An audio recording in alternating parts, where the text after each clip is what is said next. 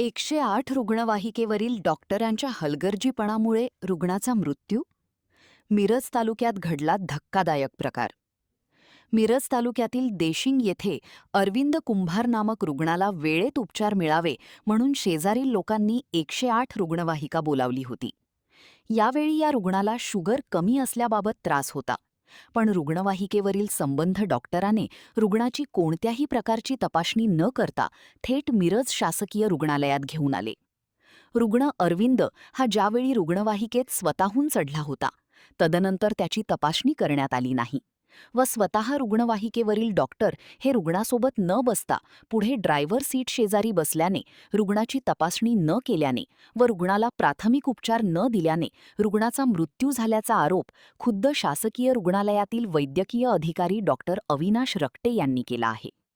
यापूर्वीही असे प्रकार घडले असल्याचा खुलासा डॉक्टरांनी केला आहे.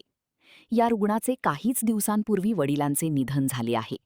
आता एकुलता एक मुलगा डॉक्टराच्या हलगर्जीपणाने दगावल्याने त्याच्या आईवर दुःखाचा डोंगर कोसळला आहे. हॉस्पिटल आवारात मयत अरविंदची आई हंबरडा फोडून सांगत होती. तो व्यवस्थित होता, त्याला शुगरचा त्रास होता. रुग्णवाहिकेतील डॉक्टरांनी त्याला कोणतेही उपचार दिले नाहीत किंवा तपासले नाही, असा आरोप त्यांनी केला आहे. महान कार्य न्यूजसाठी आदी माने, मिरज. माझं नाव डॉक्टर अविनाश रक्टे. मी casualty medical officer GMC Miraj येथे कार्यरत आहे सर.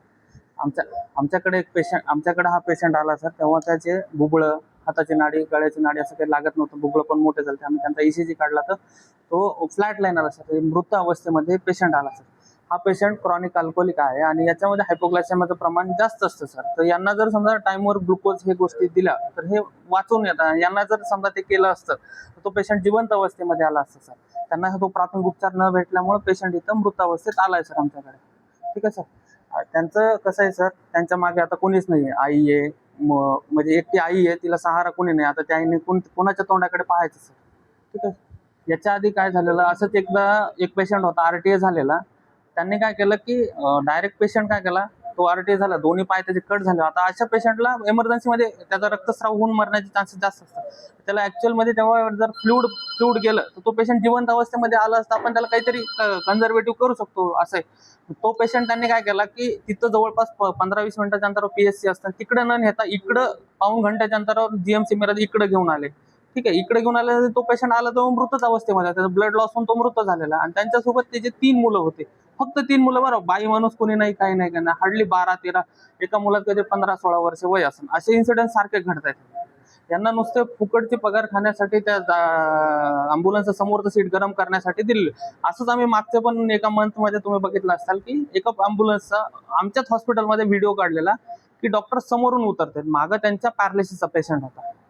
त्यांचे काम आहे की त्यांना तिथं बसण्यासाठी, त्यांना ॲक्च्युली मागे सीट एवढं प्रशस्त हे सगळं सरकारनं करून दिलेलं आहे. हे त्यांना ते गरम करण्यासाठी नाही तर ते पेशंट पाहण्यासाठी दिलेलं आहे. हे त्यांनी त्यांची जिम्मेदारीवरून हात हे केल्यामुळं ते पेशंट दगावला सर. असं ते पेशंट आता कसं राहतंय, मेजॉरिटी टाइम कसं राहतंय, ते फास्ट आणतात, ते प्राथमिक उपचार त्यांना भेटत नाही, हे तर एक बाजूला आहे सर.